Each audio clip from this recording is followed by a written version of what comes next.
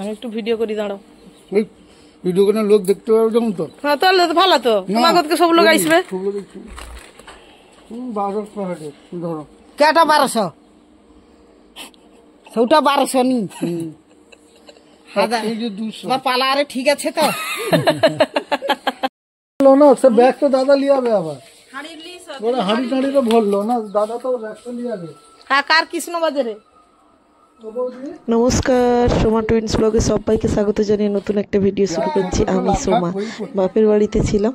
ভাই সারাদিন গাড়ির পুড়ি রওনি না, ডেলি পরে ডেলি সকাল আগুন দিতে হয়, তার মধ্যে লোক বিলি পড়ায়। পাশের ঘরে কাকুর ঘরে পুকুরে অনেক মাছ চাষ করেছে, তবে এই কই মাছগুলো খুব কষ্ট করেই ধরতে হয়।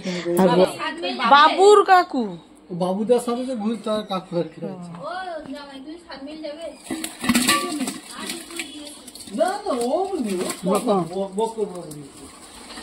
এই মাছের সাইজটা খুবই ভালো আছে। আর একটা ছোট সাইজ আছে, হলো ওটা তোমার বাড়িতে দেব না, মাকে বললো হলো বড় সাইজটা বেছে এনেছি তোমাদের ঘরে দেওয়ার জন্য। কিন্তু আমার তো ছোট সাইজটা দেখেও খারাপ লাগছে না, তাই আমি মাকে বললাম তুমি সবটুকুই নিয়ে নাও। 800 বাইট পড়ছে, 800 বাইট পড়ছে, দেখো 800। তাইলে সেটা 1 কিলো 200।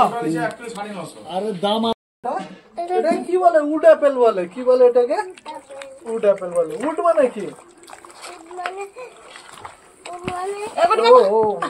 আমার হাতটার উপরে তুই বসে থাকছিস।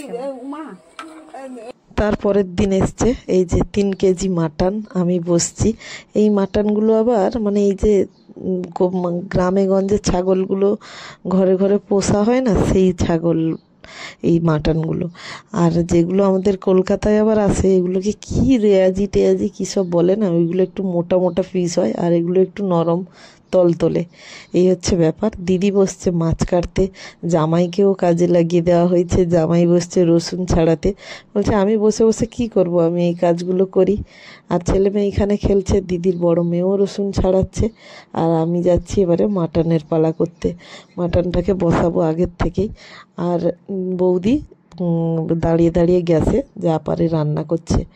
এই হচ্ছে ব্যাপার। আরও আজকে মামি আসবে, মামার ছেলে আসবে, ওই জন্য দেখা যাক। বৌদি আবার মাংস খায় না, দিদি মাংস খায় না, মামি মাংস খায় না।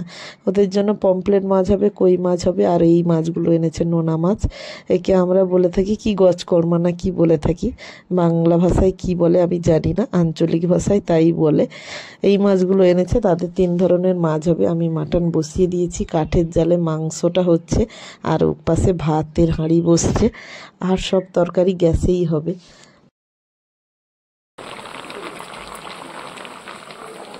বলতে বলতে রান্নাও কমপ্লিট। দেখুন এই যে মোচার ঘন্ট হয়েছে কুচো চিংড়ি দিয়ে, তার সাথে হয়েছে পমপ্লেট মাছের ঝাল, পোস্ত আর কাজু দিয়ে একটু সর্ষে দিয়ে। এটা হচ্ছে এই যে গজকর্মা মাছ বলেছিলাম, কচু দিয়ে তরকারি, বৌদির ফেভারিট, তাই বৌদি। এখানে হচ্ছে তাপড়া মাছের ভাজা, আর আমাদের মানে যেটা খড়ের ছাত্তু হয় না, মাশরুম বলে যেটাকে, সেটার তরকারি। এটা হচ্ছে তেল কই। আর এটাতে হয়েছে মাটন এটাতে পুরোটা ধরেনি, তাই আলাদা একটা প্রেসার কুকারে, ছোট্ট একটা প্রেসার কুকারে বসিয়েছি, আর এইটাতে বসিয়েছি দুটোতে। এই যে একটা আমাদের ঘরে খুদে সদস্যরা খেতে বসেই গেছে, আর বাদ বাকি আমরা বাকি আছি। কেউ কেউ আসেনি এখনও, সানে গেছে, আসুক তারপরে।